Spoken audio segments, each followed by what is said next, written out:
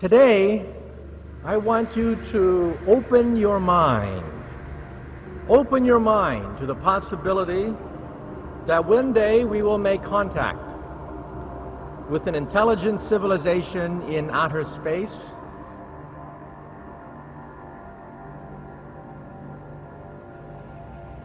We will have an existential shock looking at the night sky, realizing that here,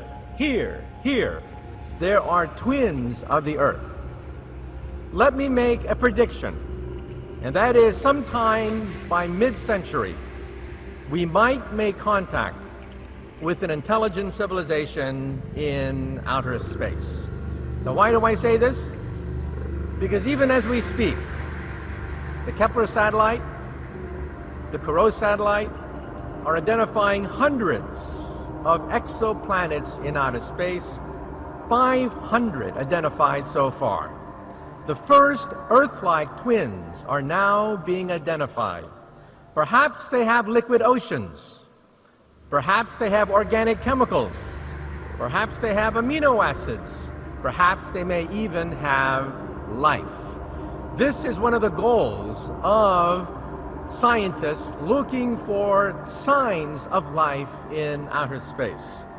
But then the question is, if we find microbial life in space, that is not very interesting. But the SETI project has gotten an infusion of funds. They can now analyze 1,000 times more stars than before. And the SETI project wants to eavesdrop on intelligent conversations in space. I'm a physicist.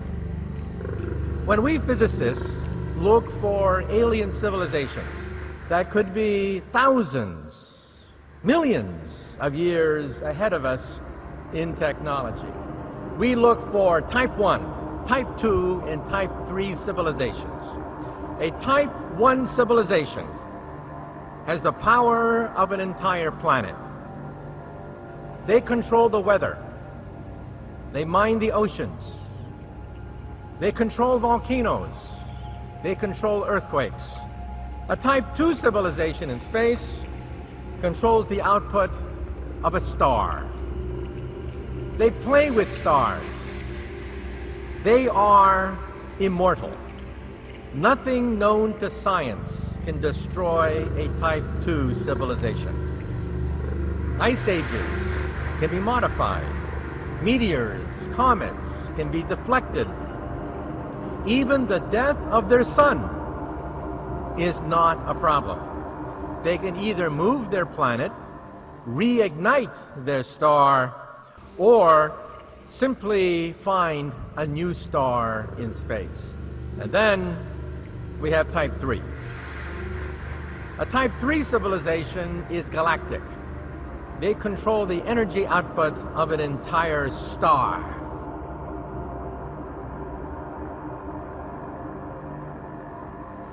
For me, this is very interesting, because a type 3 civilization would be able to control the Planck energy.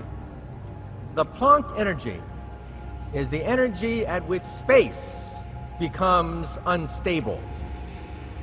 Space begins to boil at the Planck energy. The Planck energy is a quadrillion times higher than the Large Hadron Collider. And gateways, perhaps, wormholes, doorways, portals, perhaps to other dimensions, begin to open up for a type 3 civilization.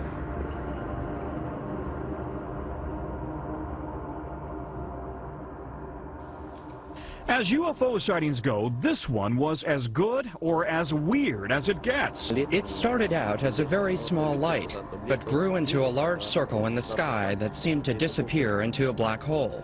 That strange blue spiral light in the skies over Norway had to be an alien landing or a wormhole to a distant galaxy.